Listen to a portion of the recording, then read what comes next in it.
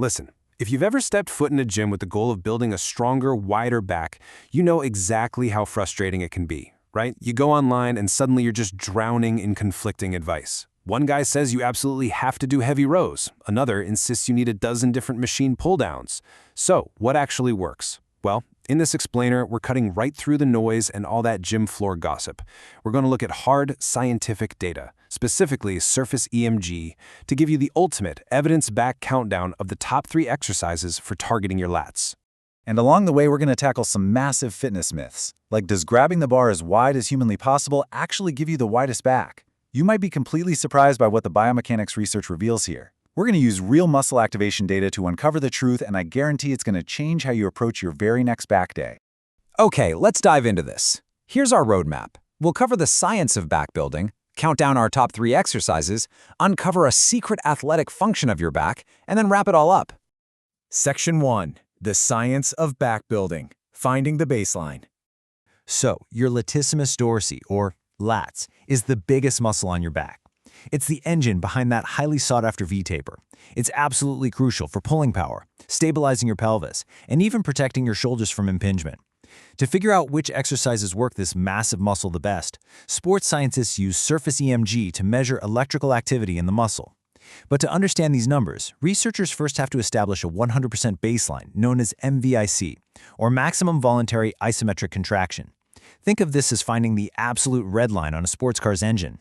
To get a pure lat measurement without the biceps cheating the test, scientists have subjects lie face down on a bench and perform chest-supported shoulder extensions against an immovable resistance. Once they know exactly what 100% looks like, they can rank the exercises. Coming in at number 3, the barbell bent-over row. This is a foundational, free-weight, horizontal pulling movement, and it's been a staple in athletic programming for decades for very good reason. It is absolutely essential for building overall back thickness. When we look at the data, the barbell row hits a highly impressive 93% activation of the lats. Now, you might wonder why it scores so highly compared to, say, a machine row. Well, it comes down to absolute weight and mechanical overload. Because you're using both arms simultaneously to move a heavily loaded barbell, the sheer force required demands massive recruitment of your back muscles. But the real secret to the barbell row isn't just in the arms. It's actually in your legs and core. To do this movement safely, you absolutely must hold a hip hinge. This forces your glutes, hamstrings, and lower back to lock down in an isometric hold. Think of it like firing a cannon from a battleship instead of a tiny canoe. By creating a rock-solid lower body anchor, your lats, which physically attach to your pelvis, have a totally stable base to pull from with massive force. So how do you execute this perfectly? First, lean forward from the hips to about a 45-degree angle, keeping your back totally flat. Now here's the ultimate pro cue. Do not just pull the bar with your hands. Your hands, they're just hooks. Instead, imagine driving your elbows straight up to the ceiling. And when you lower the bar, don't just drop it. Control that eccentric descent. That stretching tension under heavy load is exactly where a massive amount of muscle growth happens. Moving on to number 2, the chin-up.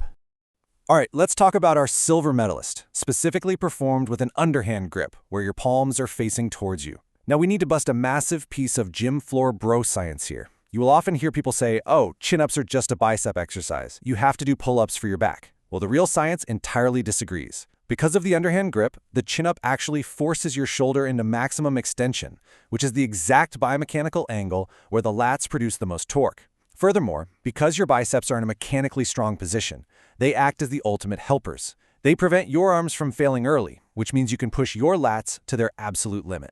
And hey, the proof is right there in the data. Chin-ups consistently reach an astonishing 117% of maximum voluntary activation. Yeah, you heard that right, over 100% of the baseline. This proves that the actual data completely contradicts the bros science. It's an incredible lat builder. Now, what's really interesting is how you amplify that back strength on the chin-up. You must use the hollow body position. By tilting your pelvis and bracing your abs hard, you lock your body into a rigid structure. Research actually shows a strict chin-up can trigger up to 460% peak activation in your lower abs. Tensing your core like a solid steel beam anchors the lats and completely eliminates all that wasted swinging, letting literally 100% of your energy go right into the pulling muscles. And now, number 1, the pull-up. This is the moment you've been waiting for, the undisputed king of back exercises and our gold medalist, the traditional overhand pull-up. As you can see, the data shows it isn't even a contest. While the barbell row hits 93% and the chin-up reaches 117%, the overhand pull-up peaks at a staggering 130% activation. In comprehensive studies, it statistically leaves every single other back exercise, from TRX rows to machines, completely in the dust. But why does the pull-up beat its machine equivalent, the lat pull-down, which only hits about 88%? It all comes down to your nervous system. On a pull-down machine, a pad locks your legs right in place. The machine provides the stability for you. But when you're hanging in free space during a pull-up, your brain has to create 3D stability. It is constantly micro-adjusting your spine, your shoulders, and your pelvis. This massive neural drive forces your brain to recruit far more muscle fibers in the lats just to manage the load. Which brings us right back to that question from the beginning of our explainer. Do you actually need a massive, super wide grip to get a wide back? Well, the science says no. Grabbing the bar as wide as possible actually limits your range of motion and puts your shoulder joint in a mechanically weak position, greatly increasing the risk of impingement and injury.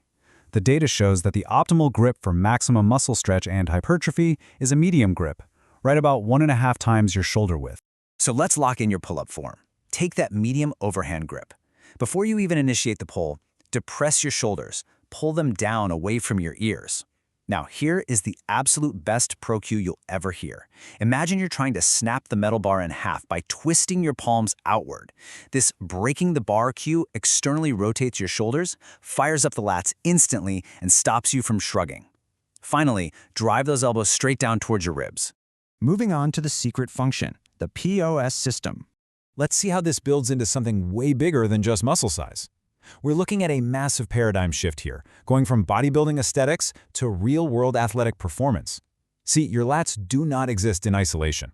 They are part of the posterior oblique sling, or POS. Think of this as a diagonal kinetic chain, literally a massive X shape across your back. It connects your lat muscle on one side, runs through your lower back fascia, straight down into your glute muscle on the exact opposite side. So when athletes sprint or jump, this sling stretches and stores explosive elastic energy, whipping the arm and the opposite leg together. And what this means is that if your lats are weak or tight, this diagonal chain breaks down entirely. When that happens, your lower back takes the brunt of the force, which leads to chronic pain. Clinical studies have actually shown that adding active lat strengthening to a core routine drastically reduces mechanical lower back pain. So pull-ups aren't just for looking good in a t-shirt.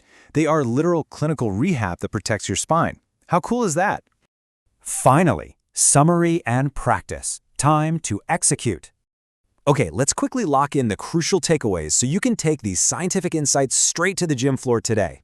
At number 3, the barbell row delivers 93% activation. Remember to lock in that hip hinge. At number 2, the chin-up completely defies the bro science with 117% activation. Make sure you brace that hollow body core. And at number 1, the absolute king, the pull-up peaks at an incredible 130%. Use that 1.5 times grip width and imagine breaking the bar to recruit every single muscle fiber. So are you ready to rethink your back training? By swapping out those endless isolation machines for these 3 scientifically validated powerhouses, you're going to build a wider, thicker, and highly athletic back in half the time. If you found this explainer helpful, please make sure to like the video and subscribe to the channel. But before you go, ask yourself this. If your back is this intricately connected to your glutes and core, what other hidden kinetic chains are you completely neglecting in your workouts? Let us know your thoughts in the comments below, and until next time, keep training smart.